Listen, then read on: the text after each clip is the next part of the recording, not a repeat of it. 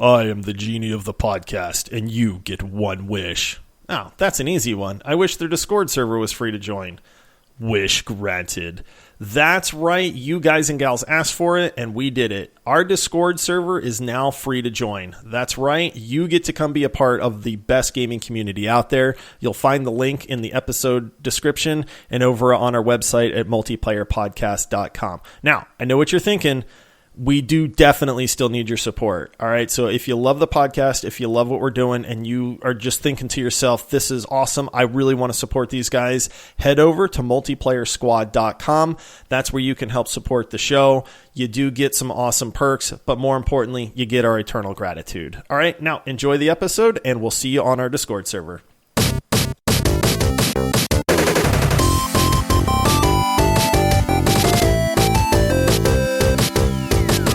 Hello, everybody, and welcome to the Multiplayer Gaming Podcast. We are very excited to have you guys here with us today, where we just like to have some family-friendly conversations about gaming. And since this episode is releasing on Thursday, you guys know what that means. We are going to be covering This Week in Gaming. We're going to talk a little bit about the games that we've been playing this week, and we will also break down some news stories. We would like to ask you to come check us out on social media. You can find us everywhere at Multiplayer Pod, and you can also find us on YouTube at Multiplayer Podcast. And we'd also like to ask you to help support the show by heading over to multiplayersquad.com, where you can be a Patreon supporter starting off at $5 a month, which will get you some awesome perks, and it will help the show run moving forward. By way of introduction, my name is Paul, and I am your host today. And with me is my co-host. I think he just came up for air after spending some time underwater this week. It's my good friend, Josh. That's me coming up from the depths, Paul. From the depths of Subnautica. Yeah, I was going to say, let's just jump right into it here this week. I know that you and I have been playing some single-player games. We don't always have a whole lot of time to do that because we're oftentimes covering some kind of multiplayer game together. But you've been playing Subnautica Below Zero. How's it been? Dude, I have, and it's weird because I am a mega fan of the original Subnautica. You know my love for that game, and Subnautica Below Zero was in early access for a long time, and I kind of followed it, but I never picked it up because I was like, I really want to just play the whole thing. I don't want early access and bugs and resets and all that stuff. So it finally officially released, and I was waffling back and forth, and I'm like, I don't know, man. Like, we've got a lot of games to play. We've been playing Hood and Rocket League, and, just there's never a shortage of stuff for us to play. And then I'm like, I don't have a super busy weekend. I'm going to pick this up. And boy, am I glad I did, man. I'm back. I'm back in the Subnautica world, Paul. I can't believe you had any hesitation because I feel like you've probably talked about Subnautica more than any other game other than maybe The Witcher 3 to me. I feel like you are Mr. Subnautica all the way. I know that you are mortified by the fact that I started Subnautica and never finished it. So I was surprised that you waffled a little bit. I feel like you waited it out until there were some really good reviews and then you picked it up. I did actually, because it's one of those things you don't want when you have like such a good experience on the first game. You don't want the sequel to be like terrible, you don't want it to be a letdown. I'm trying to think of a good movie where it's like, but I can't, Game of Thrones season 8. Yeah. Arrested Development season 4. I feel like we've got a few examples of these. It's just one of those things where it's like, I was hesitant because I have such a good opinion of Subnautica that I was a little worried what the sequel was going to be like.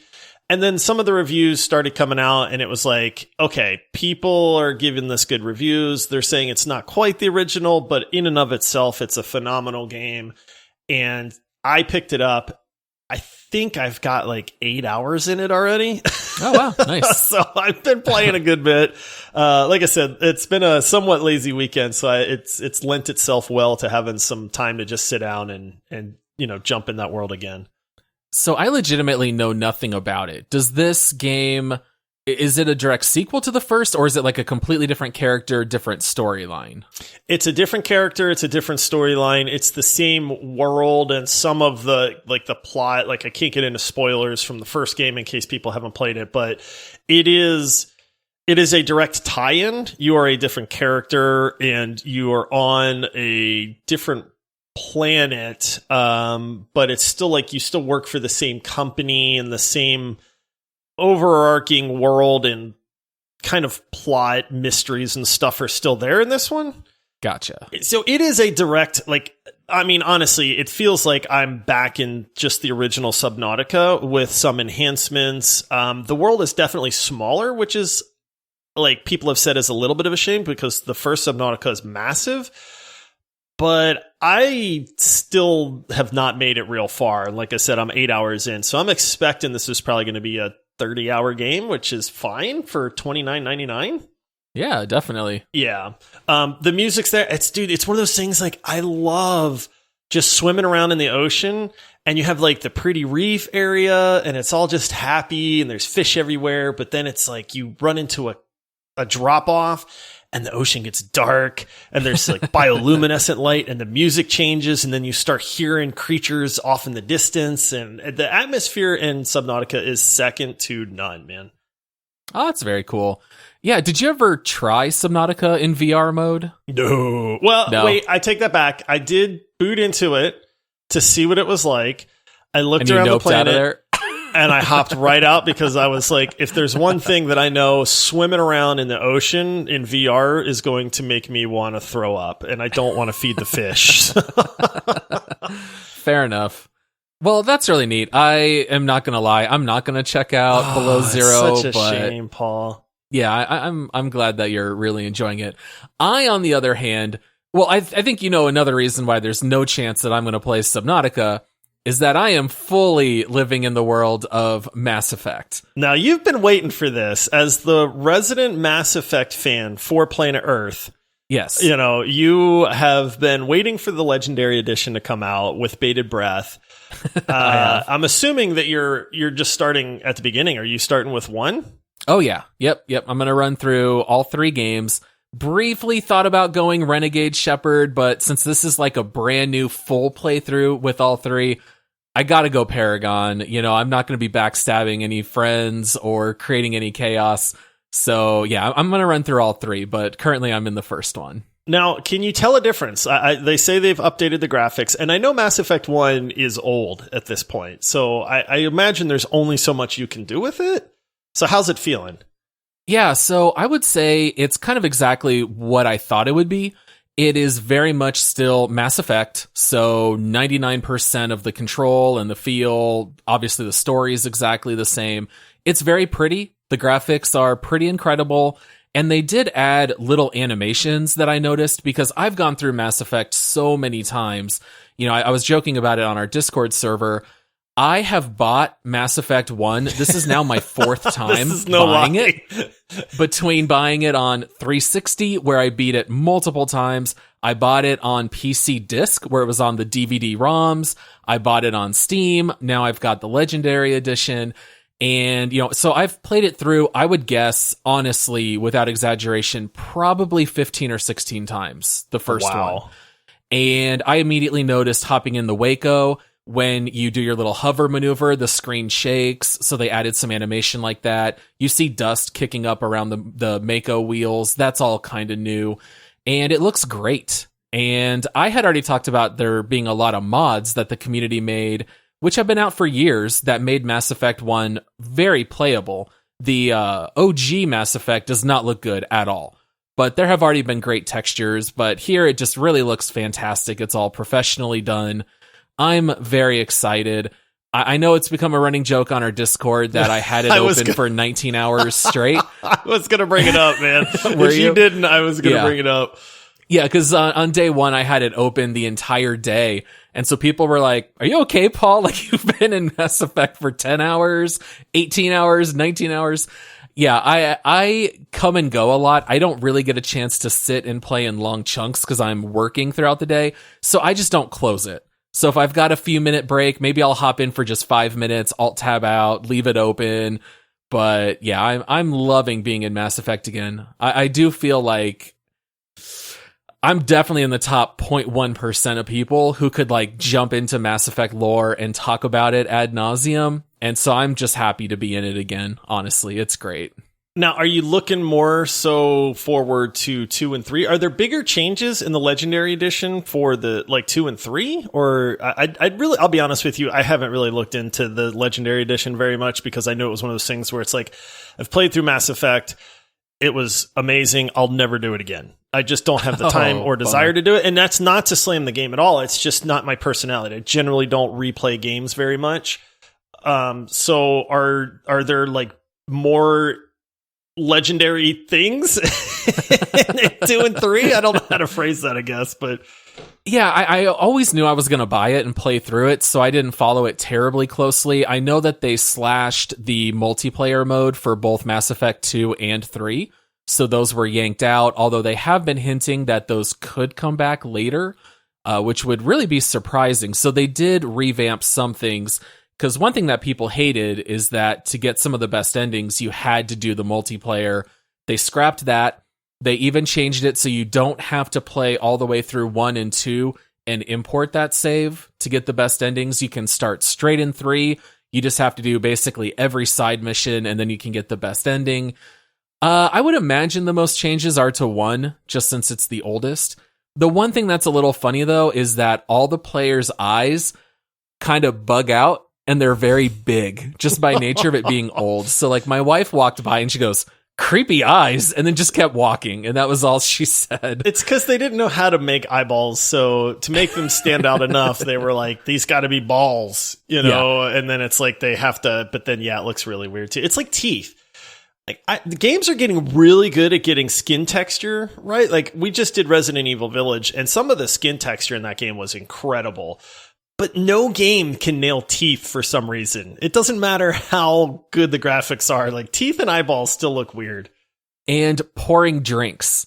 I hate nothing more than cutscenes where someone will pour they'll pour a drink out of a decanter, and it's that does not look realistic at all. So there must be something really tough about those animations. But yeah. So I'm thrilled with Mass Effect. I also picked up Baldur's Gate Dark Alliance, which was remade. It's out on all consoles, and I think it's coming to PC later. And I started playing that with my sons. And, we've joked a lot about growing up with the Nintendo hard games and how games are so much easier today. Dude, it's pretty brutal trying to jump into a Baldur's Gate game with my sons who are kind of used to today's games. We die so much. It's not even funny. We probably died 36 times just doing the first 1.5 levels. Now, it's is that pretty game wild. Multiplayer? Is that co-op? It is. Yeah, two-player co-op. I don't remember the initial Dark Alliance. I don't think I ever played it, to be honest with you, so I couldn't remember if it's co-op. It's a dungeon crawler, right? It is, yeah.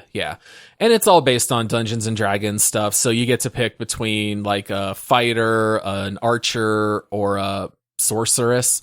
And so basically you can just jump in with 2 for couch co-op. And so it's more action-oriented. It's not turn-based. So It's a little more like a 2-player Diablo clone, if you will. It's just, kind of older and more difficult. So, yeah, my kids asked me multiple times to play Baldur's Gate, and I was kind of I don't know if we'll have time today, guys. It might be a little bit beyond their ability right now. It was a little bit of a rough go, but it's still fun. You know what? You look at your kids, you sit them down, and you say, "Kids, get good."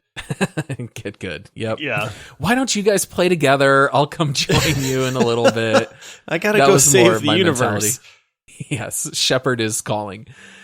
All right, and then the last thing that we've been playing this week is we jumped back into some Jackbox games, which we are huge fans of. Dude, this was so much fun. I was legitimately a little caught off guard by how easy of a good time it was.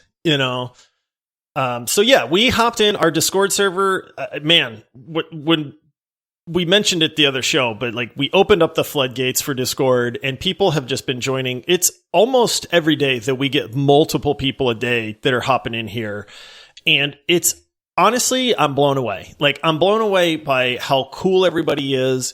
I'm blown away by the age range that we're seeing. I mean, we're getting youngins as young as 13. All the way up to old people in their early 40s, I think, or somewhere around there. Is that old? Yeah. As the resident old person, I think talking about myself there, but it's honestly been phenomenal. People are grouping up together. There's great conversation. I could not be happier, to be honest with you. But we had a Jackbox party night, and it was so much fun, man. Like, Jackbox party in and of itself is a good time, but the competitiveness that emerged amongst all of us was great. Do want to toot my own horn for a second. I don't know if you remember my last place to first place finish, but I did emerge as champion against all odds. Yeah, we had full groups, and I don't remember the name of that one particular, but it's a trivia game, Killing Room or Killing Floor, or something like that. Mystery Mansion thing or something like that, yeah. Yeah, and I won the first game. Josh won the second, so we were repping the podcast well. Nobody can take down the hosts. Let that be a lesson to all of you. So yeah, for those of you listening, come join our free Discord. There's a link in the podcast description. We're going to try to schedule some regular community nights. It might be Among Us. It might be Jackbox. Whatever works well for bigger groups. We did have full groups along with some audience members. And so we'd love to have more people there. So, come join us. Especially for Jackbox games, you don't even have to have a PC. All you have to have is a web browser to hop in and join. So super easy. We'd love to see you guys there. And it's time for a break. So we're going to take a short break here and hear from one of our sponsors. Pay them bills. This episode of the Multiplayer Gaming Podcast is brought to you by the Blizzard Gear Store by Fanatics. If you're a long-term listener of the show, you know how much we love Blizzard games here. We even have Overwatch as our number one game on our leaderboard.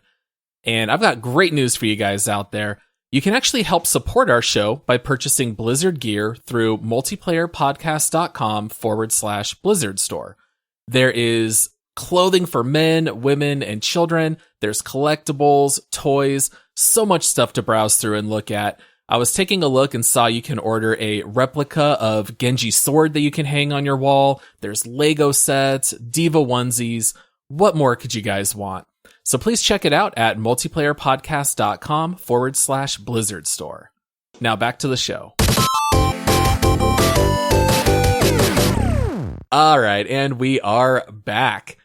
All right, so Josh, in addition to the games that we've been playing, we've got a couple of things coming out this week that are maybe games we're going to play or maybe not, but they're still notable. The first one is that Rust is scheduled to release on console on May 21st. Josh, how long has this game been out on PC? Like 7 years or something? 2013. It came out in 2013. Oh my gosh, 8 years? All right. Well, those of you on console, buckle up. You get to experience Rust for the first time. I was chatting with a guy on our Discord that's very excited about it, and I told him, I said, man, I'm so excited for you. You need to share all your thoughts. I was like, the first few days are going to be just joy and wonder and excitement over building the space and finding this stuff. And then I said, when you need a support group because you lose everything a few days later, I was like, we're here for you. We've got your back. We've been there. We understand. Yeah. I have invested heavily into antidepressants because I feel like they're going to go through the roof now that Rust is on console. You guys don't know the levels of sadness and depression that Rust can bring, but you'll be joining us shortly. Yeah, and the great thing is that you're going to be at the peak of like, this game is amazing. It's so much fun. I see why everybody loves it. Life is great. And then you're going to log in to sucker punch to the gut. Yeah, so-and-so has killed you with an AK-47 and then everything is gone. Yeah. You're going to log in after 4 minutes of waiting. You have been killed by rockets and then you're going to know everything's gone. We joke, but it's true, man. So hey, congratulations to all the console Rust players out there. It's an incredible game. We obviously love this game. It's super high on our leaderboard. We talk about it all the time. I mean, we joke around, but congratulations. You now get to experience Rust, and we want to hear the stories as well. Like I said, we joke, but man, share them with us. Come tell us about your mishaps and misadventures. I think we landed as a group that we highly recommend it if you can find at least one friend to play with.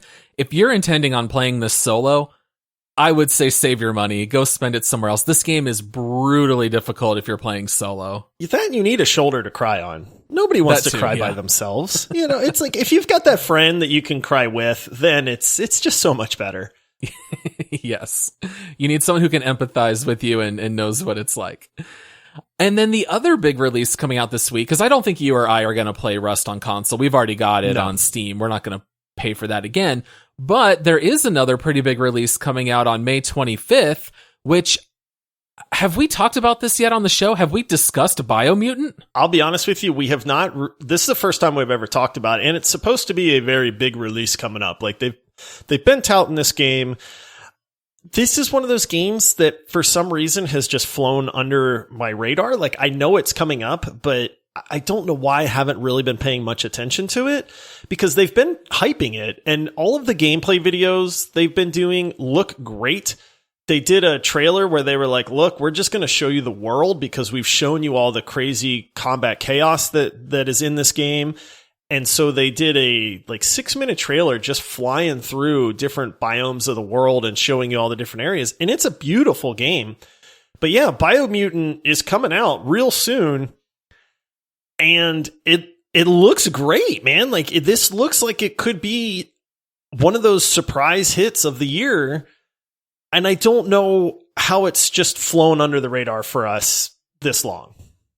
Yeah, one thing that's kind of neat that I did not know until earlier today is that the people who developed it are all former Avalanche Studios employees who used to work on the Just Cause series. Because as soon as you see any gameplay from Biomutant, you can immediately recognize, oh, this is very similar to an open world style game, kind of like Far Cry or Just Cause. And I had read that the employees just wanted to focus on making a game fun. Let's not worry so much about any other aspects, whether it's, the graphics, which are gorgeous, or anything technical. Let's just focus on gameplay and making it fun and exciting. The whole idea of being this animal running around, collecting parts, making these crazy weapons of yours, and swapping out biomechanical parts for your legs or whatever. It's kind of a neat idea for a game. It is only single player, but I do think that this one may end up being quite a bit of fun. Yeah, I haven't decided if I'm going to actually pick this up yet or not. I don't know why, man. And it's nothing against the game itself. It's just like, how sometimes a game just doesn't catch on with you and you don't pay a lot of attention to it until all of a sudden it starts getting all this hype and people are like, yo, this game came out of nowhere. It's like Hades, right? I've mentioned Hades a bunch. That game came out. Nobody was really talking about it. All of a sudden it starts getting this hype for like potential game of the year and all that. And I'm like, well, let me see what all the hubbub's about. Pick this game up and I'm like, whoa, like this game's amazing. And it's like, I feel like Biomutant might be one of those. Now, if the reviews start coming out and they're giving it 9s and 10s, I'll probably pick it up regardless at that point. But the combat looks incredible. The motion and the movement mechanics look incredible. There's mini boss fights that are super cool.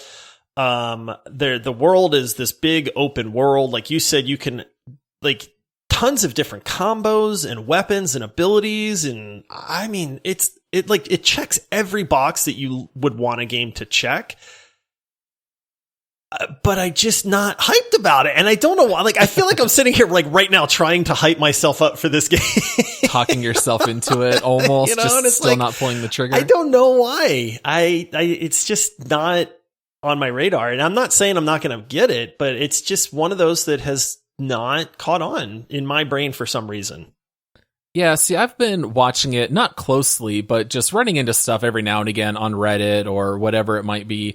And the thing that attracts me the most is the fact that it does have a branching storyline. It's fully narrated. Decisions that you make change the story.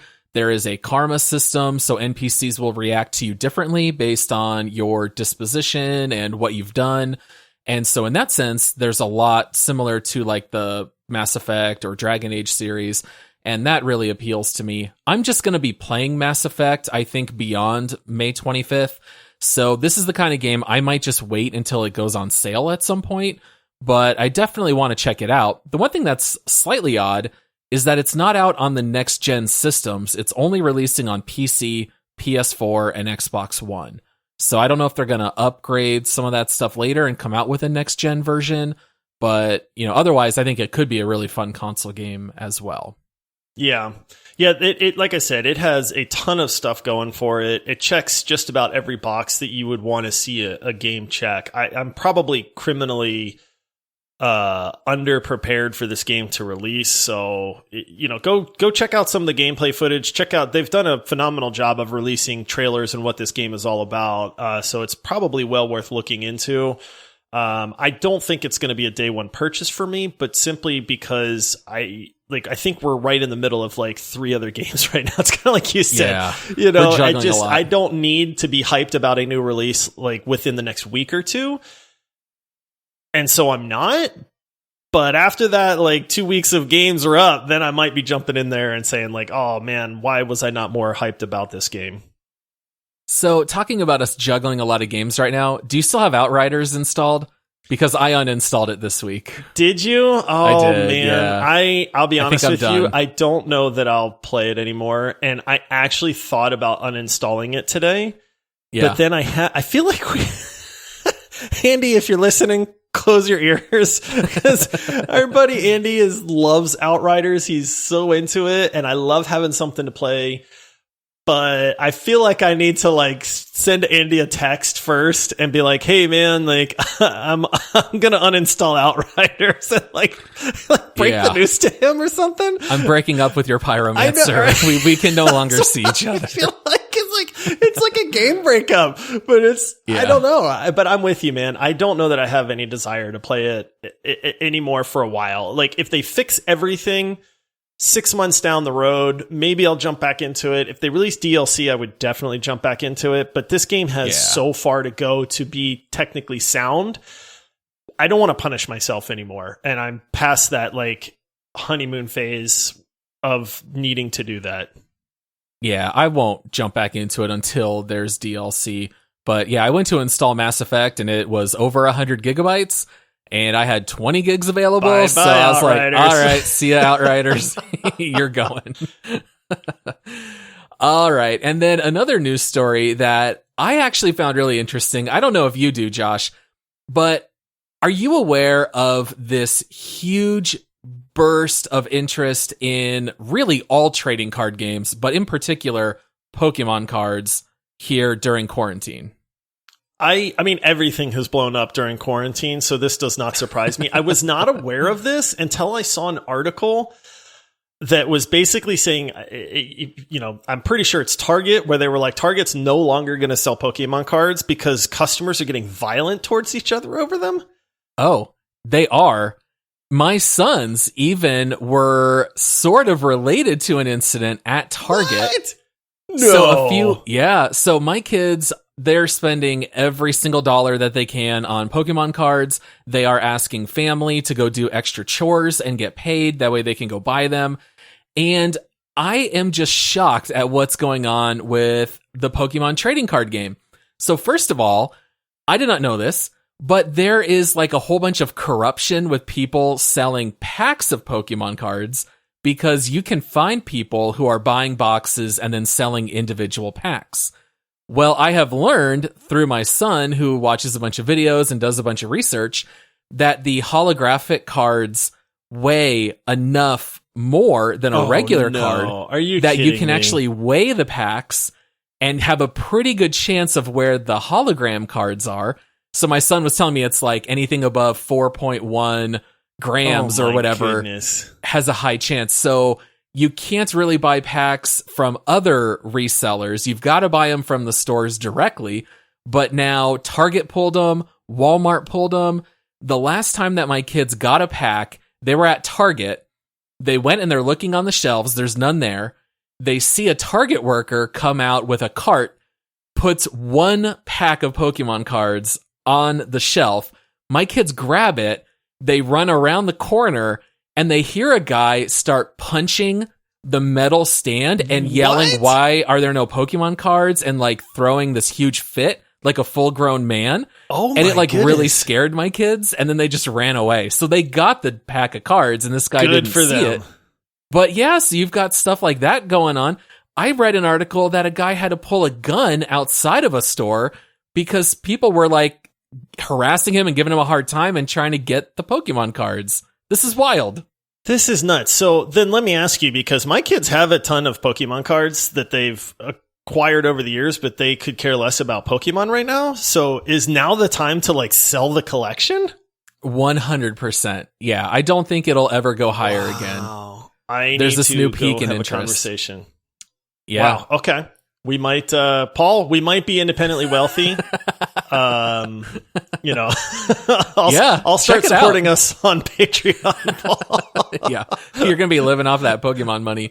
Yeah. Pretty wild. So, I never thought Pokemon cards would make this kind of huge comeback, but I guess it's not like Pokemon cards are new. I could see if this was like a new thing. Like, I don't know if you remember the Shopkins phase for a while, but I do. I mean, Shopkins were nuts. Like, people were fighting over them in Toys R Us. People were showing up at like 7:00 in the morning waiting for the store to open so they could get them. And it's like, Pokemon's been around forever. Like, why all of a sudden are people like, oh, I gotta have those Pokemon cards now? All right. Well, that's all the time that we have here for today. So thanks for joining us, just chatting a little bit about gaming. We will be back with a bonus round episode on Monday. We do not yet have a subject for that, but Josh and I will be scrambling here over the next few days and figuring that out. And then in the meantime, come check us out at multiplayersquad.com. Please consider supporting the show since this is an independent podcast. And also check us out on social media at Multiplayer Pod. And also come join the free Discord server. Come join, come say hello. Josh and I will welcome you here to the group, and we'd love to game with you guys. So come check that out also. And then we'll see you guys on Monday.